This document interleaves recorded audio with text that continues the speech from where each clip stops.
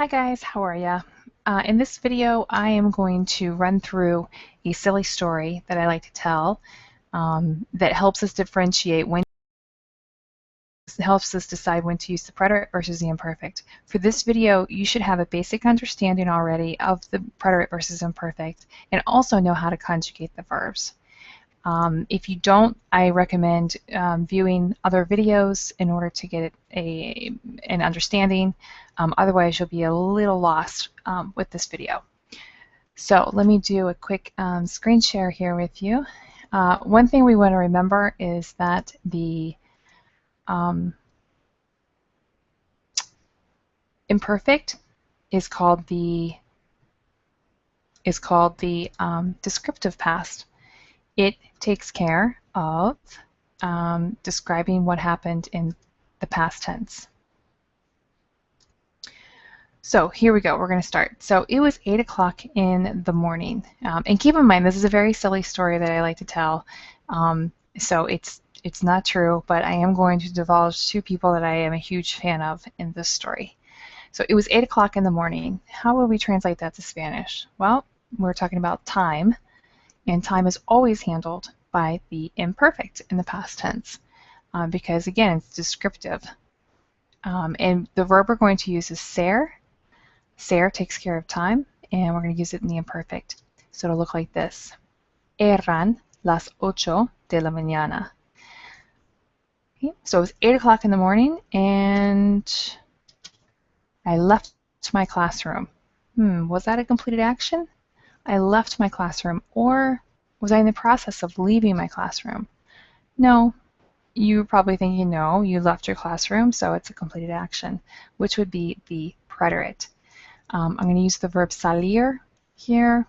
So I left, it would be salí de mi aula. Okay. I went to the office. Completed action, or was I in the process of going to the office?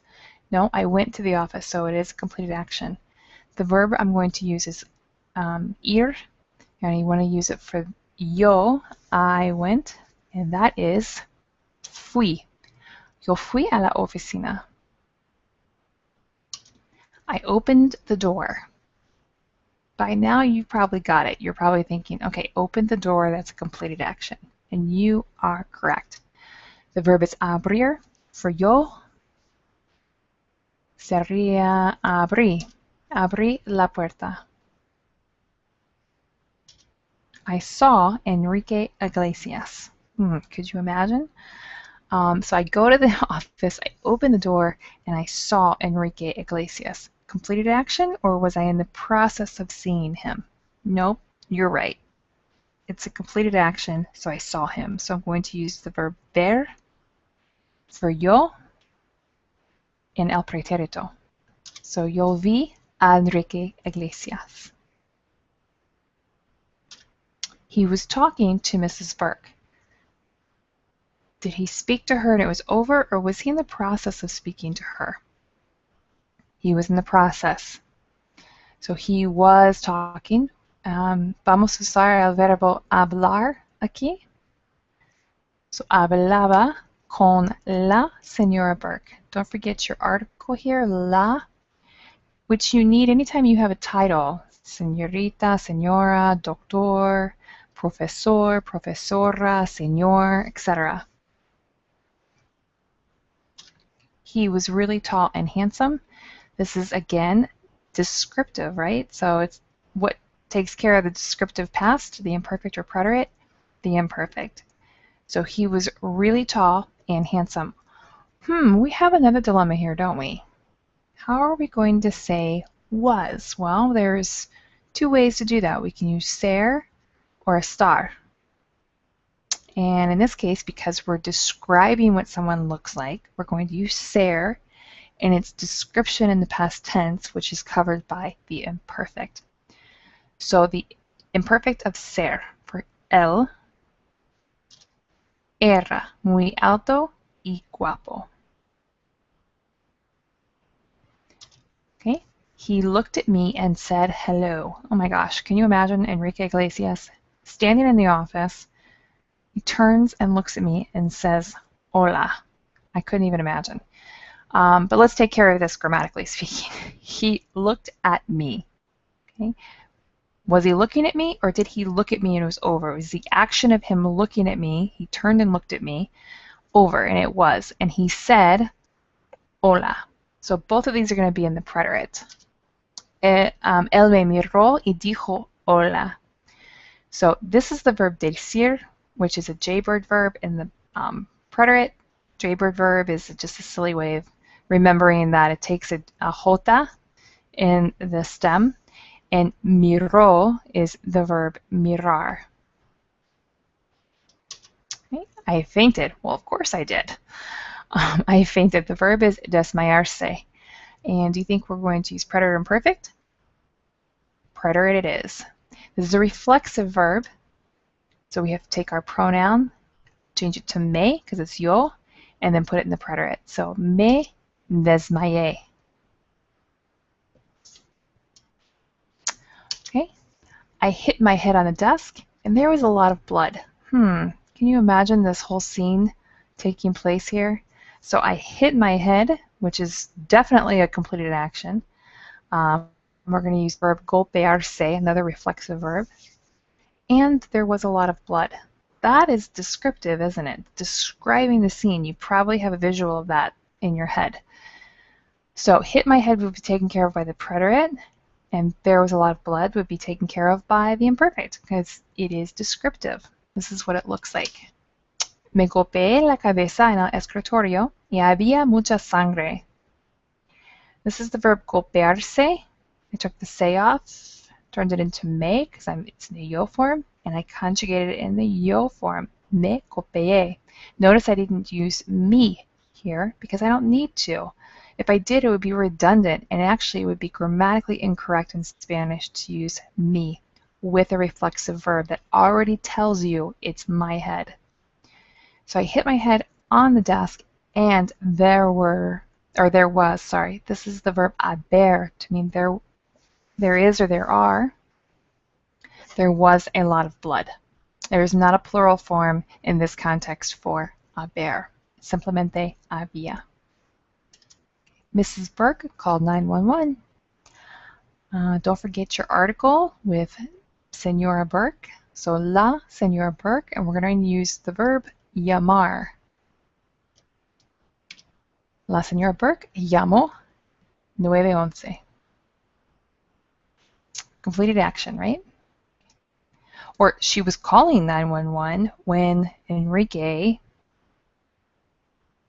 sneezed. I don't know that would be an interrupting action. That would be interrupting an ongoing action. Mrs. Burke calling 911 in the process of that, Enrique sneezes, which interrupts that. But that isn't the case. She simply called 911. The EMT arrived. Again, completed action, so we're just going to use the preterite. And the verb is llegar for the EMT. El socorrista llegó. ¿Sí? El socorrista llegó. Okay, I woke up. Completed action. The verb is despertarse. So we are going to put this in the preterite. Me desperté.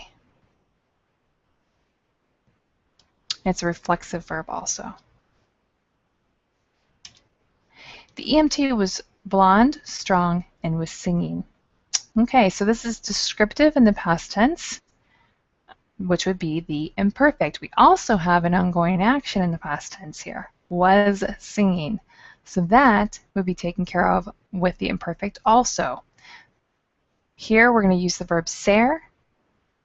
Here we're going to use the verb cantar. See if you can put this sentence together. You'll want to pause this because I'm going to give the answer here in just a moment. So, el socorrista era rubio, fuerte y cantaba. Okay, I blinked my eyes. This is a completed action. So we'll say, parpadeé mis ojos. Completed action. I blinked my eyes and it was over. I realized it was Toby Keith. This verb here, to realize, is not realizar. Realizar is a false cognate. It's a false friend. That means to accomplish a dream, to realize something you've worked hard for. This is going to be taken care of with the expression darse cuenta de que. So this is going to be in the preterite because it was a reaction. I realized and my realization was over, right? It dawned on me that, oh my gosh, it's Toby Keith. Oh, by the way, who is the other person I have a major crush on? Estoy muy chiflada por él. But anyway, this would be preterite. What about this guy here? Was. That's going to be ser, because we're talking about who it was. But are we going to use preterite or imperfect? Well, let's see what I have. I have me di cuenta de que fue Toby Keith. All right. Here's the truth about this one. Ser. One native speaker of Spanish might use fue. The other native speaker might use era. The difference that I have determined is that when a native speaker uses era, that means they're going to describe a lot more about Toby Keith in the upcoming sentences. In this case, I'm not. I'm just going to say that it was Toby Keith, and I'm done with it. So I'm using fue here. But ser and a star are a couple verbs that can straddle the fence, and sometimes you'll hear them used in the imperfect, and sometimes you'll hear them used in the preterite. It depends on what it is that you're wanting to say. If you were going to go on to talk about Toby Keith, then you might use era and follow up after that. But in this case, we're not. We're just saying it was him. So I'm going to use the preterite. I thought that I was dreaming. Okay. I thought, in other words, I had the thought, and then it was over. So that's a completed action. I thought would be taken care of with the verb pensar.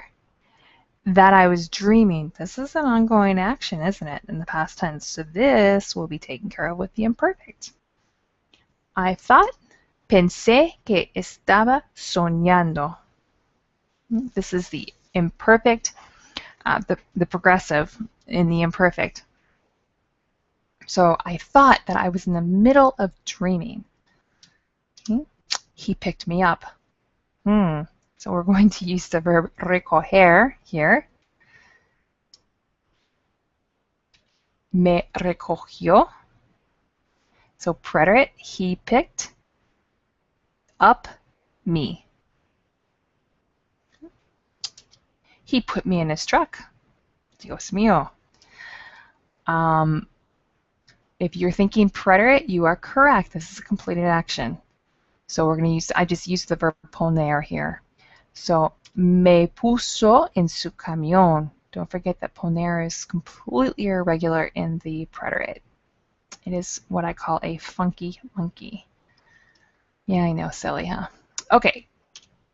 His truck was red and had big tires. His truck was red. I hope that you're thinking that is descriptive. And what takes care of the descriptive past? The imperfect. And had big tires. Well, is it a completed action? Did it used to have big tires and now it doesn't?